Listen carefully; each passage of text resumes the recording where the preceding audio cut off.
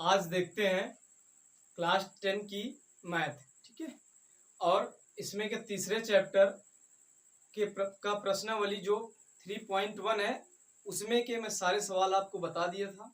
ठीक है, आज देखेंगे प्रश्नावली 3.2 के जितने भी क्वेश्चन हैं उनके बारे में। ठीक है, इसमें पहला क्वेश्चन है कि कक्षा 10 के 10 विद्यार्थियों ने एक गणित की पहली प्रतियोगिता में भाग लिया। यदि लड़कियों की संख्या लड़कों की संख्या से 4 अधिक हो तो प्रतियोगिता में भाग लिए लड़कों और लड़कियों की संख्या ज्ञात कीजिए। ठीक है, मतलब क्या है, इसके कहने का मतलब ये है कि कोई क्लास है और उस क्लास में, और कौन सी क्लास है, कक्षा 10 की क्लास है। ठीक है, उस कक्षा 10 की क्लास में खाली 10 लड़के, कितने लड़के हैं, 10 लड़के। ठीक है, मतलब 10 छात्र हैं और उन्हीं 10 छात्र में कुछ लड़कियां हैं और कुछ लड़के हैं, लेकिन हमको ये नहीं पता है कि कितनी लड़कियां हैं और कितने लड़के हैं। ठीक है, अब जब यह हमको नहीं पता है तो इसमें कंडीशन दिया हुआ है कि इसमें खाली कुल 10 लड़के हैं। ठीक है, और उन 10 लड़कों में कुछ लड़कियां कुछ लड़के हैं। तो अब देखते हैं, थोड़ा सा सवाल एक बार फिर से पढ़ते हैं अच्छे से। कक्षा 10 के ये जो लिखा है ये x की तरीके, ये रोमन गिनती का शब्द है। ठीक है, कक्षा 10 इसको हम पढ़ते हैं।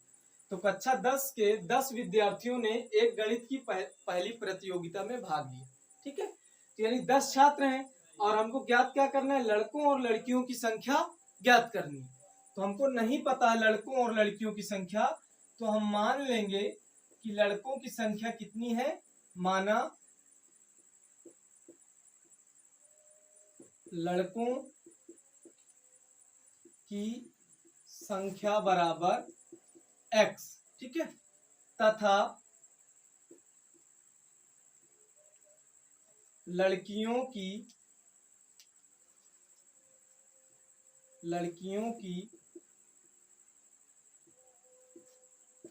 संख्या बराबर y। ठीक है, माना लड़कों की संख्या कितनी है, x है, और लड़कियों की संख्या y है। तो मान लिया हम कि लड़कों की संख्या इतनी है और लड़कियों की संख्या इतनी है। ठीक है, तो अब देखो लड़कों और लड़कियों की संख्या दोनों को जोड़ देंगे तो ये क्या हो जाएगा, 10 के बराबर हो जाएगी, क्योंकि इस क्लास में कितने छात्र हैं, खाली 10 छात्र हैं। तो यानी जो लड़की और जो लड़के हैं दोनों को ऐड कर देंगे, वो 10 के बराबर हो जाएगा। ठीक है, तो हम यहाँ पास लिख देंगे प्रथम शर्त से। ठीक है, प्रथम शर्त से, प्रथम शर्त से क्या हो गया, लड़कों की संख्या x है और लड़कियों की संख्या y है। ठीक है, दोनों को ऐड कर देंगे तो कितने के बराबर हो जाएगा, 10 के बराबर। इसको हम समीकरण नंबर 1 मानेंगे। ठीक है, फिर द्वितीय शर्त से देखेंगे। द्वितीय शर्त में क्या बोला है, द्वितीय शर्त से बोला है यदि लड़कियों की संख्या लड़कों की संख्या से कितनी अधिक है, 4 अधिक है। लड़कियों की संख्या जो है लड़कों की संख्या से कितनी अधिक है, 4 अधिक है। 4 हमको बोला है कि इधर ऐड करो, लेकिन हमको इधर नहीं ऐड करना। क्यों, क्योंकि ये अगर हम इधर ऐड कर देंगे तो ये 4 इससे अधिक हो जाएगा, तो हम दोनों को हम बराबर नहीं लिख पाएंगे। अगर ये बोला है कि 4 इधर ऐड करना है, यानी लड़कियों की संख्या में ऐड करना है, तो इधर मत ऐड करिए, आप इधर ऐड कर दीजिए। ठीक है, तो इस तरीके में क्या हो जाएगा, ये आपस में दोनों बराबर हो जाएंगे। कैसे हो जाएंगे, एक बार फिर से समझ लो। यदि लड़कियों की संख्या लड़कों की संख्या से कितनी अधिक है, 4 अधिक है, मतलब 4 इधर बोला ऐड करने के लिए, लेकिन आप इधर ना ऐड करके किधर ऐड करेंगे, इधर ऐड करेंगे। क्यों, क्योंकि इस तरीके में दोनों क्या हो जाएंगे, आपस में बैलेंस हो जाएंगे, यानी बराबर हो जाएंगे। अगर आप इधर ऐड करते तो ये ज्यादा हो जाएगा। ठीक है, तो बस कुछ नहीं करना है आपको, अब इसमें से समीकरण बना लेना है। ये x जो है प्लस में, इधर आएगा माइनस में हो जाएगा, तो y माइनस एक्स बराबर कितना है, 4x।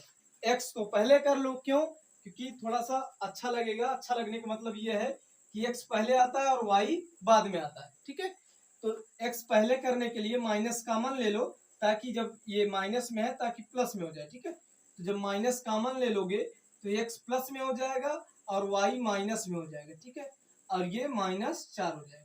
ये बन गया क्या, आपका समीकरण नंबर 2। ठीक है, अब देखो हल करने के लिए मैंने आपको 4 विधियां बताई थी। ठीक है। कोई भी समीकरण को हल करने के लिए 4 विधि बताया था मैंने। 4 विधि में 3 विधि मैं आपको बता दिया था, एक विधि अभी छूटी हुई है। तो 3 विधि कौन कौन सी थी? ग्राफी विधि, प्रतिस्थापन विधि और विलोपन विधि।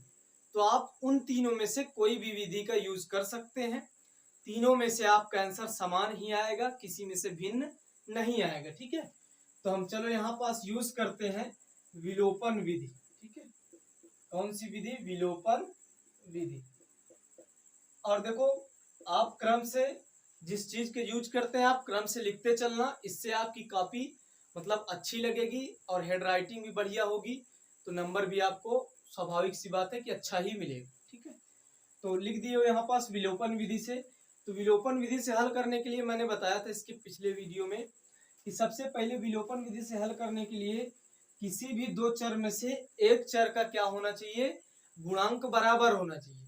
अगर किसी दो चर में से एक का गुणांक क्या है? बराबर है, तो आप समीकरण 1 से 2 को क्या कर देंगे? घटा देंगे। ठीक है। तो क्या हो जाएगा? आपका किसी एक चर का मान मिल जाएगा। देखो यहाँ पास x का गुणांक कितना है? 1 है, और यहाँ पास भी x का गुणांक कितना है? 1 है। तो देखो दोनों का गुणांक क्या है? समान है। तो हम क्या कर दे? समीकरण 1 से समीकरण 2 को घटा देते हैं। ठीक है। तो समीकरण यहाँ पास लिख दो, समीकरण 1 माइनस 2 से। ठीक है। समीकरण कितना है? x प्लस वाई बराबर 10, और दूसरा कितना है? x माइनस वाई बराबर -4। ठीक है।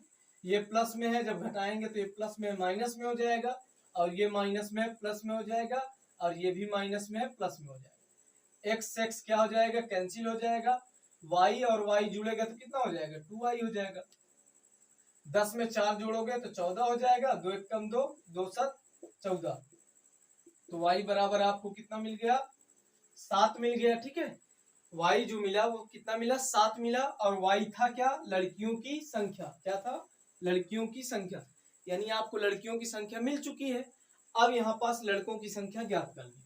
तो लड़कियों की संख्या जो मिल गई, आप या तो समीकरण 1 में रख दो या तो समीकरण 2 में रख दो, आप किसी में भी रख दो, लड़कों की संख्या पता चल जाएगा। ठीक है।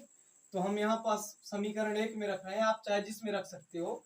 y का मान समीकरण 1 में रखने पर, ठीक है, समीकरण 1 में रखने पर, समीकरण 1 क्या है? x प्लस वाई बराबर 10। y का मान कितना है? 7 है, यहाँ पास रख दो, बराबर 10। ये प्लस में उधर जाएगा, माइनस में तो 10 माइनस कितना हो जाएगा? 7 हो जाएगा, है ना। और 10 में से जब 7 घटाओगे तो कितना मिलेगा? 3 मिलेगा। और 3 क्या मिल गया? ये x बराबर लड़कों की संख्या। यानी बात करें हम लड़कों की संख्या की तो कितनी मिली? 3 मिली। और लड़कियों की संख्या की बात करें तो 7 मिल गया। और यही हो गया आपका आंसर। क्यों हो गया? क्योंकि बोल रहा था क्या कि लड़कों की संख्या और लड़कियों की संख्या ज्ञात कीजिए। ठीक है।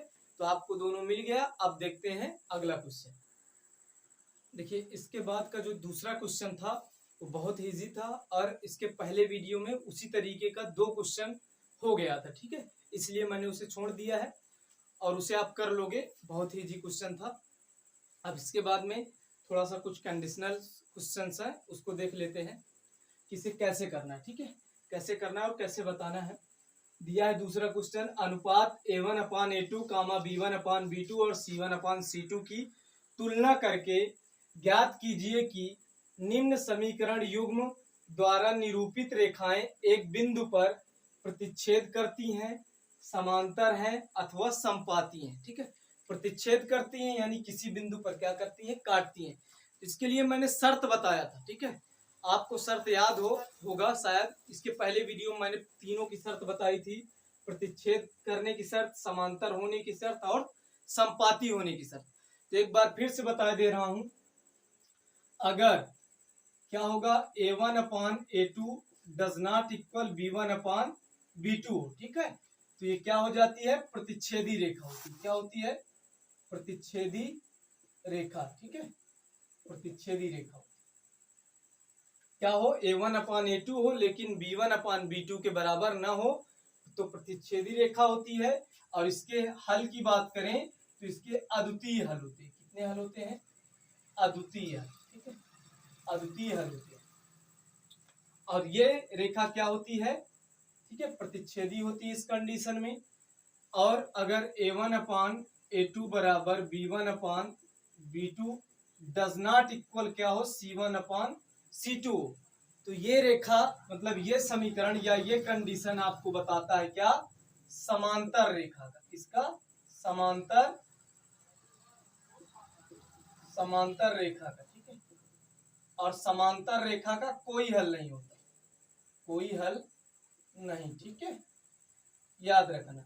समांतर रेखा का क्यों कोई हल नहीं होता, क्योंकि समांतर रेखाएं कभी भी एक दूसरे से कभी मिलती ही नहीं, इसलिए जब मिलेंगी नहीं तो उनका हल नहीं होगा, ठीक है, सिंपल सी बात है।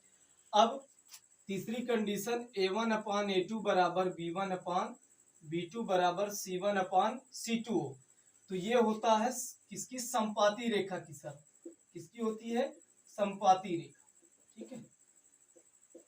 और संपाती रेखा का अनेक हल होता है, कितने हल होते हैं, अनेक हल। तो याद रखना ये शर्त, इसके पहले वीडियो में भी मैं बता चुका हूँ, फिर से एक बार बता दे रहा हूँ, ये तीनों शर्त मोस्ट इंपॉर्टेंट है, याद रखना इसको अच्छे से। इसमें बताना है कि क्या रेखा जो है प्रतिच्छेदी है कि समांतर है अथवा संपाती है।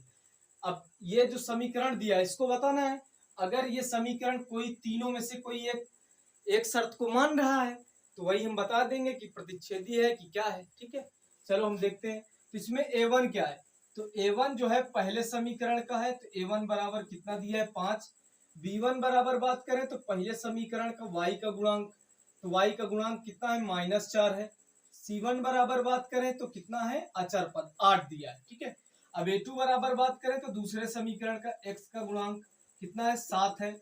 b2 बराबर बात करें तो दूसरे समीकरण का y का गुणांक, ठीक है। और c2 की बात करें तो दूसरे समीकरण का अचर पद कितना है, -9। देखो अचर या चर पद में कितना माइनस प्लस होता है तो उसको लेते हैं, प्लस में होता है तो कोई बात ही नहीं, माइनस में होता है तो उसको लेते हैं, ठीक है। अब कोई दो कंडीशन यहाँ पास रखते हैं शर्त से, ठीक है। क्या है, a1 अपान a2 बराबर b1 अपान b2 बराबर क्या है, c1 अपान c2, ये लेते हैं। a1 अपान a1 कितना है, 5/7 है, ठीक है, बराबर b1 कितना है, b1 बराबर है -4 और b2 बराबर कितना है, 6, ठीक है। देखो अब c1 अपान c2 की कोई बात ही नहीं, क्यों, क्योंकि ये दिया है 5/7 और ये कितना दिया है, 4/6। देखो ये किसी हालत में दोनों एक दूसरे से बराबर नहीं है, तो यानी बात ये हो गई, तीसरे जब दो चीज आपस में बराबर ही नहीं होंगे तो हम तीसरे की बात ही नहीं करेंगे, ठीक है। तो सिंपल सी बात है कि a1 upon a2 does not equal b1 upon b2, मतलब जो a1 अपान a2 का अनुपात है वो b1 अपान b2 के बराबर नहीं है। तो ये कंडीशन किस कंडीशन को फिल करती है, प्रतिच्छेदी रेखा को, किस रेखा को, प्रतिच्छेदी रेखा। तो क्या बताओगे आप, ये जो दिया गया समीकरण है शर्त के अनुसार क्या है, प्रतिच्छेदी रेखा को क्या करता है, संतुष्ट करता है, ठीक है, प्रतिच्छेदी रेखा को संतुष्ट करता है या प्रतिच्छेदी रेखा है, ठीक है, बता दोगे। इसी तरीके एक क्वेश्चन और देख लेते हैं एकदम सिंपल सा कि उसे कैसे करेंगे। अब देख लेते हैं इसमें का दूसरा क्वेश्चन कि दूसरे क्वेश्चन में प्रतिच्छेदी रेखा है, समांतर है कि संपाती है, शर्त के अनुसार ही बता सकते हैं, ठीक है। इसको तो लिखेंगे यहाँ पास, a1 बराबर कितना दिया भैया, a1 बराबर 9, b1 बराबर कितना दिया है, 3 दिया है, और c1 बराबर कितना दिया है, 12 दिया है, ठीक है। और a2 बराबर कितना दिया है, 18 दिया है, b2 बराबर 6 दिया है, और c2 बराबर कितना दिया है, 24, ठीक है। कंडीशन लगाएंगे क्या है, a1 अपान a2 बराबर b1 अपान b2, ठीक है, बराबर क्या, c1 अपान c2। तो a1 के स्थान पे कितना है, 9/a2 के स्थान पे कितना है, 18 है, बराबर b1 के स्थान पे कितना है, 3, b2 के स्थान पे कितना है, 6, बराबर c1 के स्थान पे कितना है, 12, और c2 के स्थान पे कितना है, 24, ठीक है। अब देखो कट रहा है क्या, 9 एकम 9, 9 दुनाई 18, ठीक है, 3 एकम 3, 3 दुनाई 6, 12 एकम 12, 12 दुनाई 24। तो यानी ये मिल गया क्या, 1/2 बराबर 1/2 बराबर 1/2। अब देखो तीनों इसमें क्या है, बराबर है, यानी A1/A2 बराबर है किसके, B1/B2 के, और B1/B2 बराबर है किसको, C1/C2 के। मतलब तीनों अनुपात आपस में क्या है भैया, बराबर है। जब बराबर है तो देखो इसमें से कौन सी शर्त फॉलो करता है, ये वाला तीसरा है ना, A1/A2 बराबर B1/B2 बराबर C1/C2।